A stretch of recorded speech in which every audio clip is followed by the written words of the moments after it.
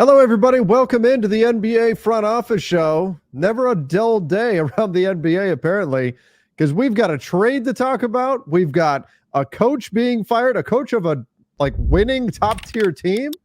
What's going on, Milwaukee? We've got Tristan Thompson getting suspended, all kinds of things to get into on today's show. And meanwhile, we've got Keith, who's playing injured today. There's no load management days for him. He's gutting it out here to be on today's show. Yeah, take care of your back, y'all. If you're to make sure your back is good. I threw mine out last night. It's something that happens periodically, and it's the worst. It just nothing is worse than your back going out because it shuts your whole everything down. I was sitting there saying, all right, let's just have a quiet day today. Nah, the NBA said, hold my beer. Let's go. Your work. The NBA said, no. In fact, they knew you were injured and said, okay, let's go. Let's everybody start firing off these trades. Oh, That's man, what happened. Yeah. So let's get into it for as long as I can sit here. If I'm a little more squirmy than usual, everybody knows why. We'll get you through this, and today will be a no nonsense day, so we can get you back to laying down and resting that back as soon as we can. The big Terry Rozier and Kyle Lowry trade. So Terry Rozier going from the Hornets to the Miami Heat. Kyle Lowry and a protected first round pick, lottery protected in 2027, unprotected in 2028, going to Charlotte. I guess let's start with the Charlotte side of this. They get Kyle Lowry. He may not be staying with them. The trade is executed, though, so if they're going to flip him, it has to be by himself. He can't be aggregated in with other salaries, so that's important to note. But if Kyle Lowry doesn't get traded by the Hornets, then maybe he'll become a buyout candidate, but it seems like they're going to do their best to try to move him before they have to buy him out. Yeah, and that's just due diligence by the Hornets, I think. There's no rush to trade him right now anywhere. There's no rush to buy him out today. You've got 2.5 weeks to figure it out, see if you can find another trade that you like. And if you do, you make that trade and you kind of move on that way. So I think that's just smart business by the Hornets, see what's out there for him. Maybe somebody emerges and says, let's go. But if not, yeah, you buy him out. Now, reminder, and I'm probably going to repeat this reminder several times over the next few weeks, but he makes more than the non-taxpayer mid-level by a considerable amount. So he would not be eligible to sign with any of the apron teams. So that includes teams like the Celtics, the Warriors, the Bucks, the Suns, the Clippers. Like those teams are all well above the apron. So they wouldn't be able to sign him. So that's where we're at with the Lowry side.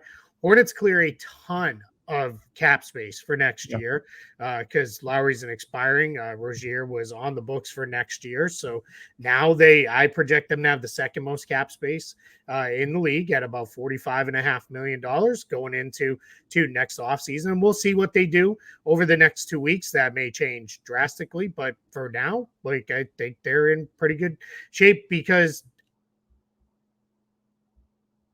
I like Terry Rozier. But Terry Rozier was not going to be a part of the next great Hornets team by any means, just because of his age and where he's at in the curve of his career. This is year 9, which also makes me feel extremely old because I very vividly remember the Terry Rozier draft, and he still feels like a kid to me. But here we are, Hornets setting up to be very flexible going into the summertime.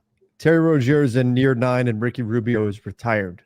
If you didn't feel old already. Yeah, right?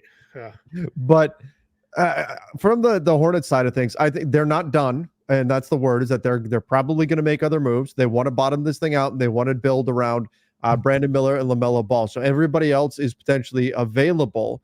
Obviously, I'd be a little bit surprised if they move Mark Williams, but they've got some other guys. Of course, Gordon Hayward is a guy to keep an eye on as well that they may look to move here.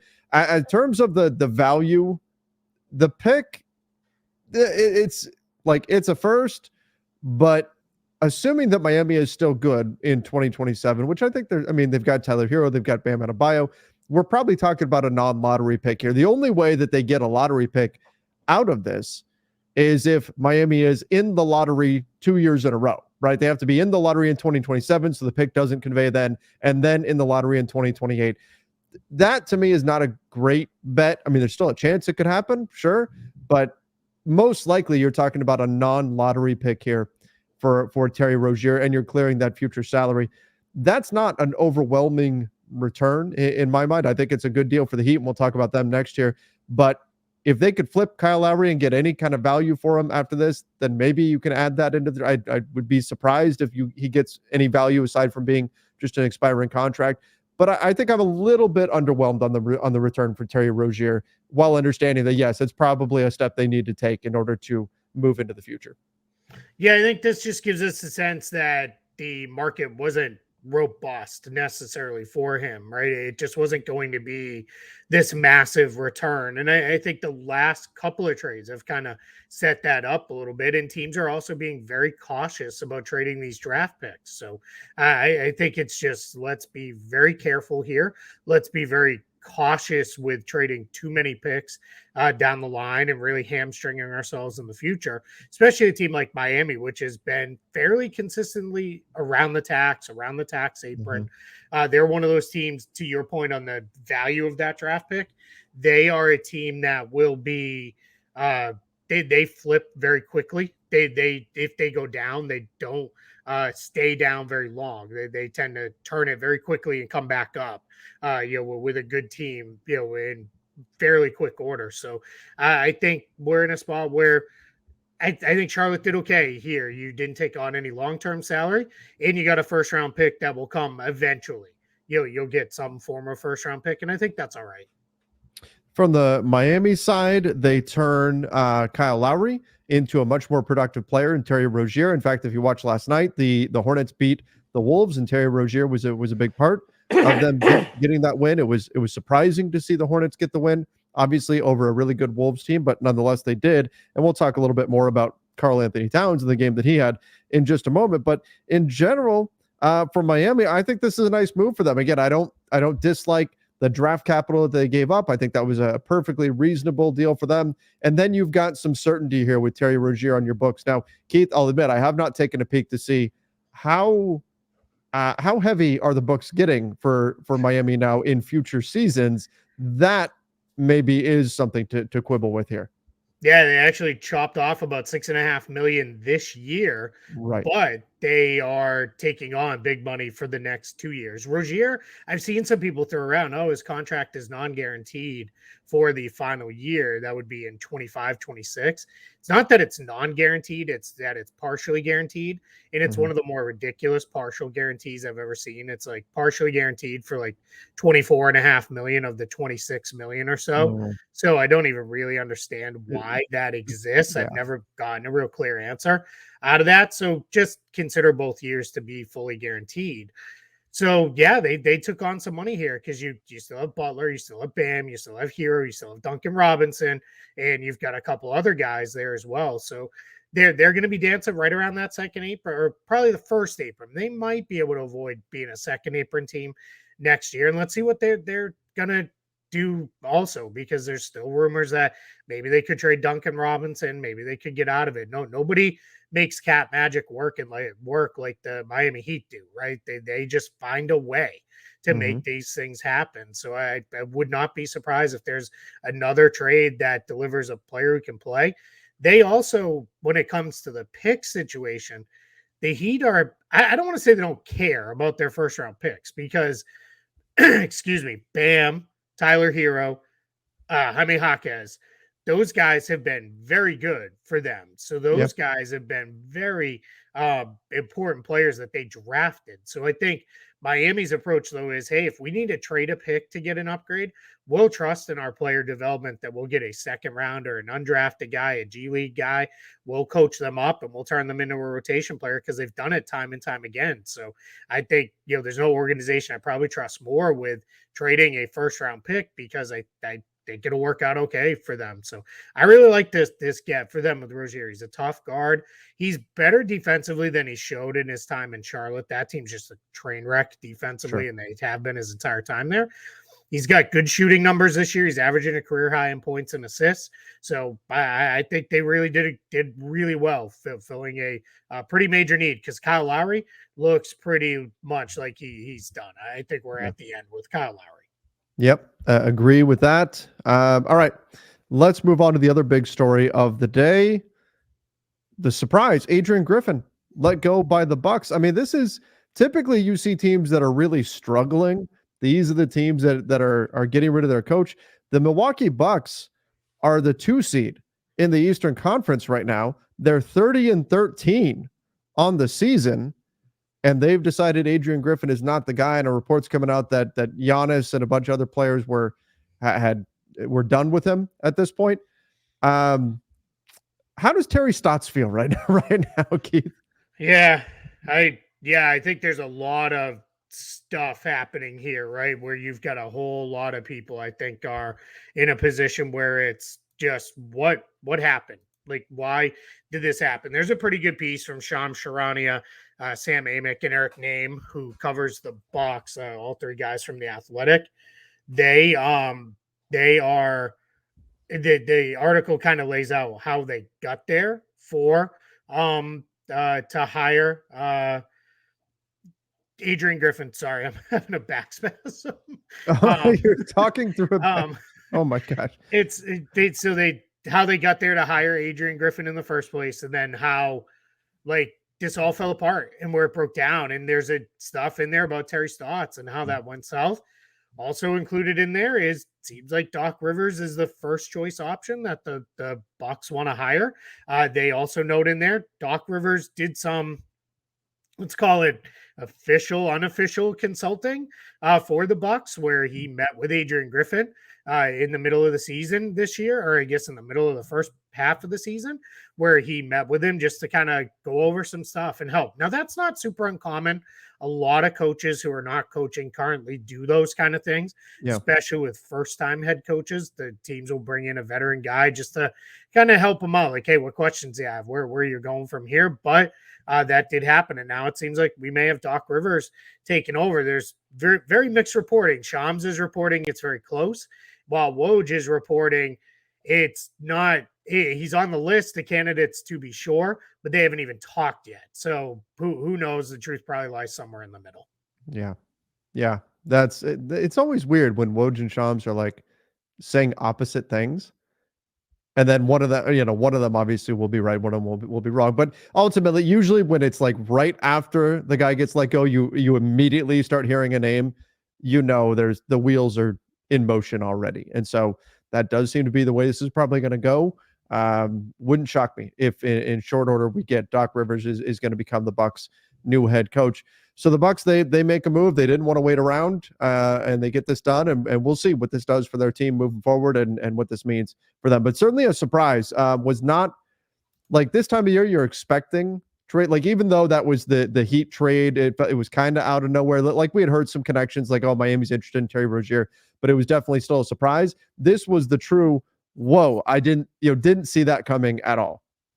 Yeah, no sense that this was in the works. And in the reporting, some people have said, hey, there were a lot of unhappiness. I think we all knew that, but unhappiness is very different from firing a coach who is 30-13, and they're the second team in the Eastern Conference. I think they have like the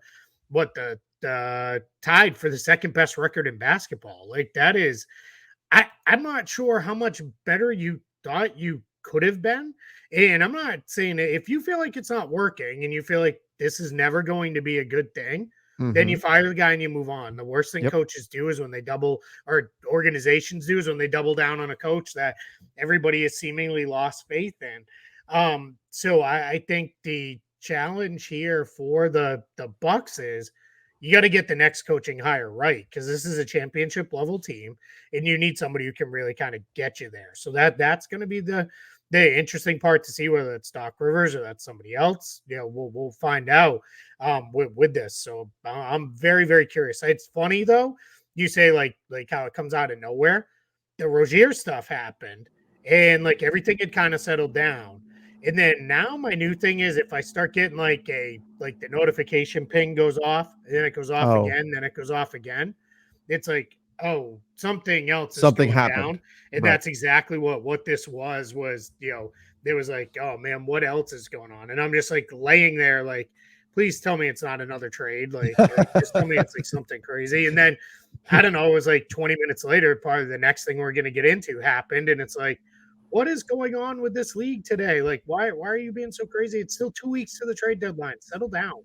because they know your back is having issues, and so they said, let's stick it to Keith. We heard all the trash Keith was talking all season. Right. Let's make sure that he has a tough day today. Shut me down, baby.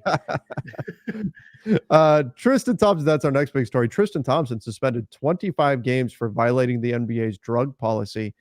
Now, to me, these seem to be performance enhancers when I looked into what's going on here. So maybe I need that's some of those. Should I hit Tristan Thompson? That'll make your back feel better real quick. Real quick. Oh, you just need to call up Coach Kilmer. He'll get you set. Yeah, there it is. Get you all set up there. Good shout out. He more was all about doing the shot in the knee though.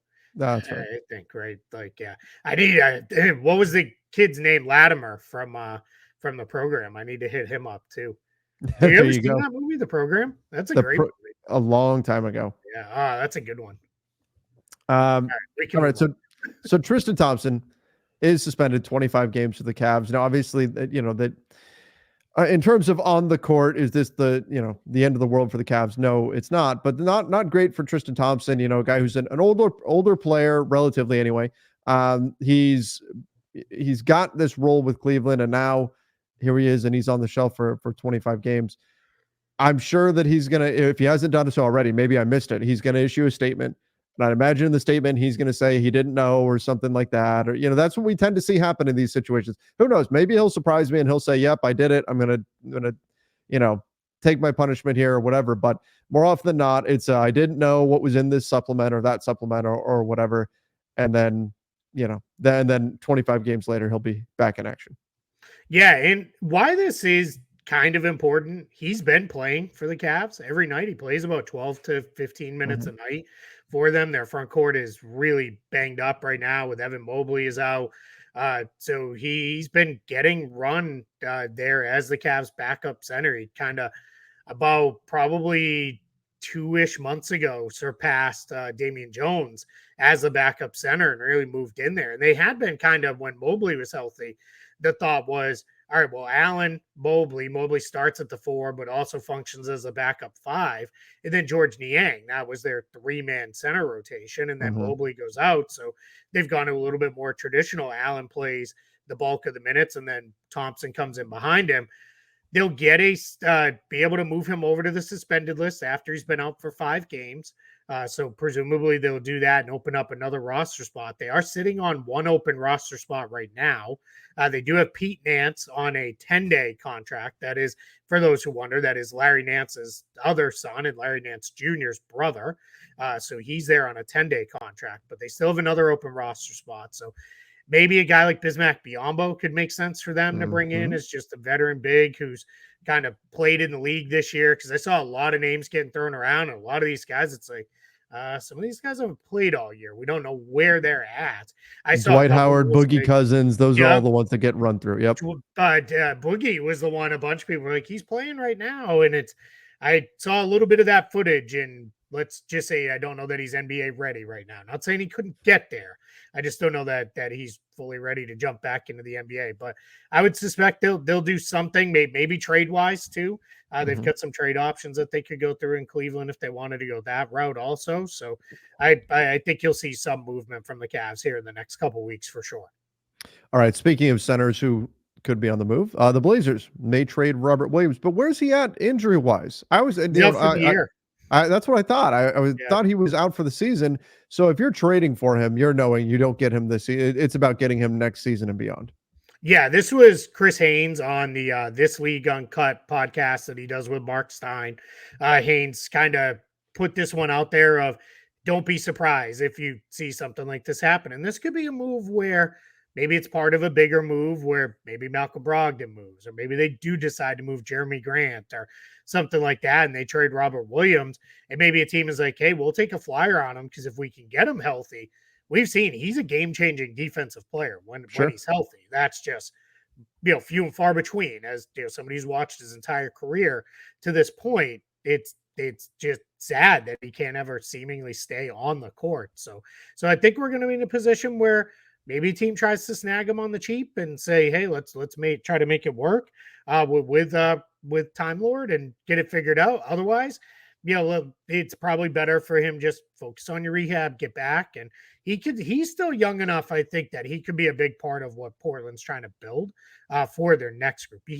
Everybody talks about timelines. You can't just have a bunch of 22-year-olds. Like, Yeah. you're gonna have a couple veteran guys mixed in there, and he's somebody who could be in the mix there and really help that team.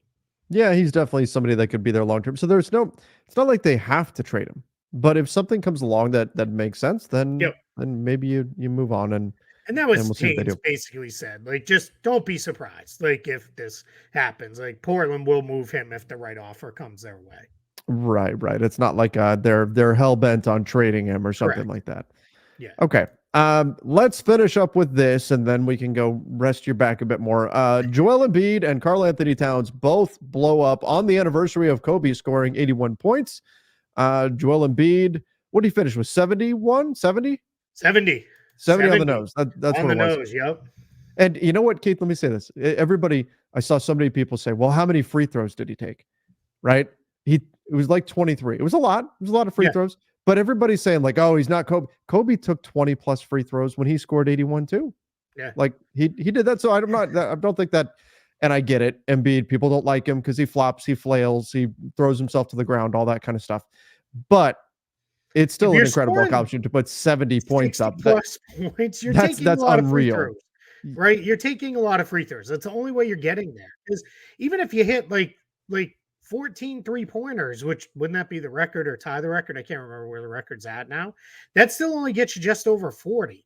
So if you're getting over 60, you're gonna take a lot of free throws. Like, just people need to breathe about that. And I watched a good chunk of that game, especially in the first half when Embiid was going bonkers. I think I watched the entire first quarter. He was either at 24 or 25 points at the end of the first quarter. Mhm. I think he was at 24. And yeah, he took a lot of free throws. And guess what? Because he was getting fouled.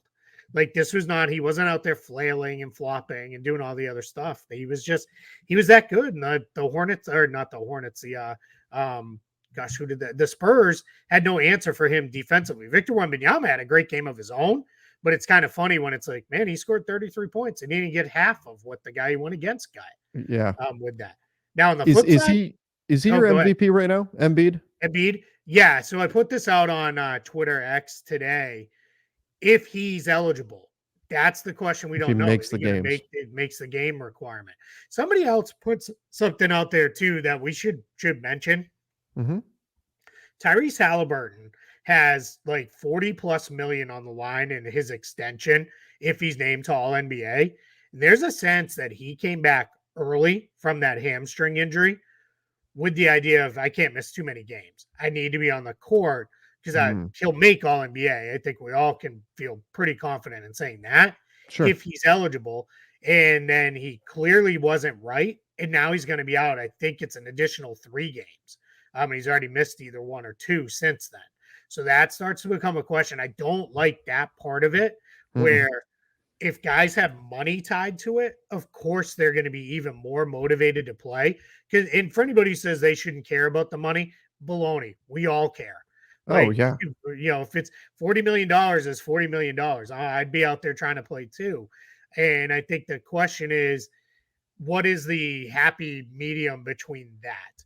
Because I don't, that feels off to me. I don't want guys rushing back just to try to make an accolade because it triggers a contract incentive or anything like that, or a contract, a major designated player language for a player. So that's just something to keep an eye on. Yeah, that's true. And there's probably no perfect system, but that's part of the downside of tying the games played to some of these things and the awards as well, to these things. In addition to putting the media in a difficult spot, Yeah. where the media vote now determines what the player's income, like Did you see Zach feels a Lowe little. gave up his awards voting because of that? No, I didn't. Yeah, he I gave up didn't. his ballot. He talked about it on the Low Post. He actually talked about how he gave up his All-Star ballot and his awards ballot because he didn't feel right with it being tied. And this is a guy who famously stressed over every choice on that ballot. Like, he was like Oh yeah. freaking out over all rookie second team. Like, when a lot of guys are like, I don't know, who do you like? And just plugging guys in there, or like calling an agent and doing a favor. Zach was like stressing over all of these choices. Even like, he would stress over his because MVP, everybody votes for 5 guys, he would stress over his 5th choice guy, even if he knew it's not going to matter. That guy's never going to win. He wanted to get it right in his mind, so much so. And if he's feeling this level of, it doesn't feel right to me, I can't blame him, for that. Nope. Something feels a little bit off with this system. But back to your question, I'll flip it back to you. Is Embiid your MVP right now? Right now, I think so. I think the numbers he's putting up. I think on top of that, the narrative side is in his favor because we have a 76ers team that was expected to take a step back without James Harden, and they've maintained themselves. They've done a nice job winning basketball games. So I think that he is the MVP right now. There's a few other guys that can certainly get in the mix, like Shai Gilgeous-Alexander is one of my favorites, and Oklahoma City has been great. But I think it's what's that? Cam Reddish. Cam Reddish is MVP. I when you said that, I thought you were saying like some Cam Reddish news came out or something. I'm like, oh, he's hurt again. And then I realized that you were joking. I'm like, wait, Cam Reddish, what? Just had to throw that in there. I'm hurting, but I still have my sense of humor. I'm trying here. I saw a stat the other day, and I might be a little bit off on this. It actually was this morning, so maybe I'm in my painkiller fog here. I think Embiid's shooting something like 58% on long twos, so like 16 feet to 3-point shots, which is insanely absurd. Like that doesn't even compute. Like nobody, like Kevin Durant is considered to be like the mid-range master, and that's not even like where he's at. Right. So it's something like that. With that, and that's no disrespect meant to Nikola Jokic, who he for sure he's also great. Demolished the Celtics the other night, but he's just not that's just not the level he's at. I'm gonna look that Embiid stat up so I don't leave everybody with some nonsense that I maybe I'm not getting correct. He is at, all right, I was a little off, 53.7%, which is still ridiculous. His career high was last year at 49%. From 16 feet to the 3-point arc. So the long twos. I mean, in terms of like, if you were to take out turnovers and points per possession, if he's making 53% on those twos, that's still really efficient. Yeah. That's really good. And that's the thing though. That's what makes him right now. And again, this can change. We're, just over halfway through the season, but right now I think he's the MVP because that's what you're trying to get him to do. If you're the defense, that's what you want him to do, is not be scoring at the rim, not be getting to the free throw line, not be shooting the 3. You want him taking the long 2. Oh shoot, he's still efficient doing that. Then what do you do? What do you do at that point? He also, this season where Wilt Chamberlain scored 100 points, Wilt averaged over 50 points per game. The only time it's been done in NBA history. Wilt Chamberlain also that season, a record I believe will never ever be broken, averaged over 48 minutes per game because he played every minute of every game, including every minute of the overtime games. Or I don't know if it was every minute, but he played like enough to play, over 48 minutes per game. If you take the points per 48 minutes, Embiid is averaging more than Chamberlain did that year because he's played less minutes, but he's scoring at such a ridiculously high rate. Like, Embiid would collapse if he tried to play as many minutes as Wilt Chamberlain. But it's still crazy that the rate at which he's scoring. It's absolutely insane. Yeah, we've had great scorers in this league, but big man scoring, like he is redefining it in a number of ways. And that's all right. Let's talk about Cat because Cat went off too, 62 but under slightly different circumstances that didn't end nearly as happy. No, 62 points for him. He had I think he had 60 points or 50 something going into the fourth quarter. Yep. And they basically looked like the Timberwolves were like, well, we're killing the Hornets. Let's just try to get Cat to 70. My guess is somebody was keeping them abreast of, hey, Embiid scored this many. Let's try to get there. And then they fell apart. They ended up losing, and Chris Finch went bonkers after. It was called an immature, selfish, stupid basketball or something. He did not put it all on Cat. He was basically saying his entire team. And all I'll note about that is Mike Conley didn't play. So when Mike Conley doesn't play or Mike Conley's not on the floor for the Timberwolves, a lot of things get sideways with that team. So that just goes to show you how important he is. And if anything, they should be a team that's maybe, hey, Kyle Lowry, you want to come here and Yeah. help us out? Because they need somebody to keep them stable when Conley is either resting for the night or just resting during games. Yeah, and I mean, he and Mike Conley can relate to each other because they're the same. They're both up there in years and all of that. I don't know if I think they are about the same age, 35, I believe, both of them, something like that. But anyway, maybe a little bit older, but yeah, maybe it's even in that range. It might be like 36 or 37, but it was remarkable. I was watching that game, and you could see in the fourth quarter where at first they're like, just give the ball to Cat. Everybody's looking for Cat, and then they went, oh no, we could actually lose this. And they stopped doing that, and they started trying to go to other people, and they were like, okay, we got to start playing basketball. But that time it was too late. Yep. The Hornets thought, oh my gosh, we could win a game. And so they went all out. They made big plays. They did the things they needed to do. And the Wolves just couldn't quite get it going. They couldn't get shots to drop in the fourth, and, wound up being a bit of a disaster, even though Towns goes for 62. It was a new career high for him.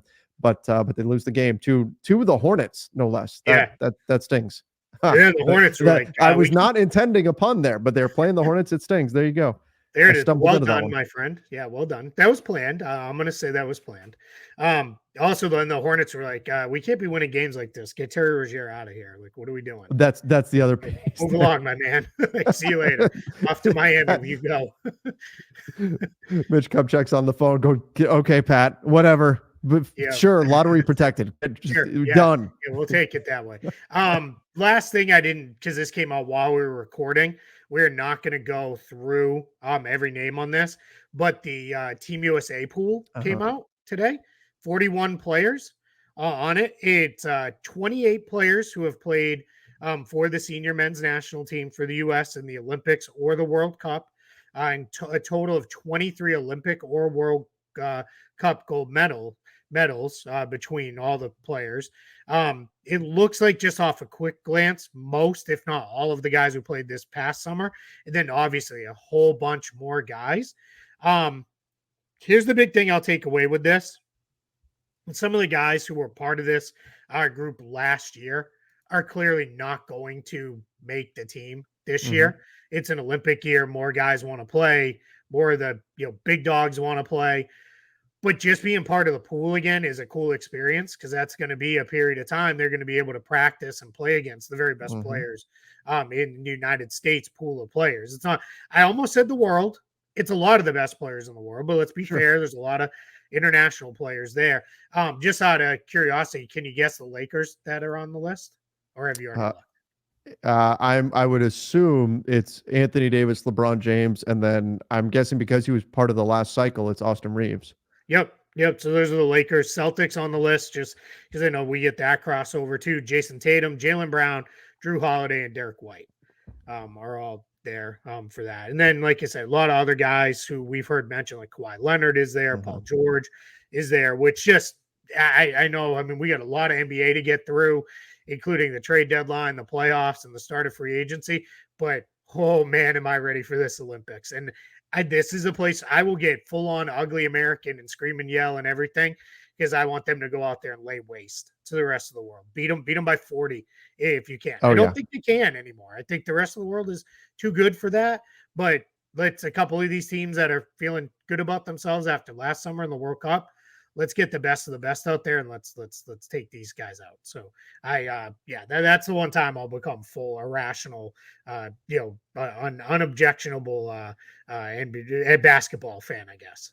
Well, I'm excited, and that's always great for us to have a little bit of basketball to get us through in the summertime too, when things really start to slow down. So exciting for that. But Keith, Trevor, the other time I'll get super irrational is if Boston College ever makes it back to the NCAA tournament, but my hopes are not super high on that one. So I'll let that one fester for a little bit. That's why I adopt whatever New England school makes it as my college team of choice. And other than that, then I root for the draft prospects to win, because I want to see as many of their games as I can. I do the same thing. I root for the draft prospects to win. I do the exact same thing. Yeah, I don't have a super attachment other than to my school. So it is what it is. All right. Well, I think we got through, and now you can go rest your back. We Yeah, made it. I'll probably be stuck in this chair for a little bit, and then I'll probably stumble into the recliner behind me. We're going to start the show tomorrow, and you're going to be wearing the exact same thing because you haven't moved. It's quite possible. It may be. I may maybe a little, just a slightly more scruffy than I am today, and not shaven. So we'll see what it looks like. Well, good luck. Hopefully that back starts to feel better and loosens up for you. But thanks for hanging in there, man, and getting through this show. Everybody, make sure you do subscribe to our channel here over on YouTube.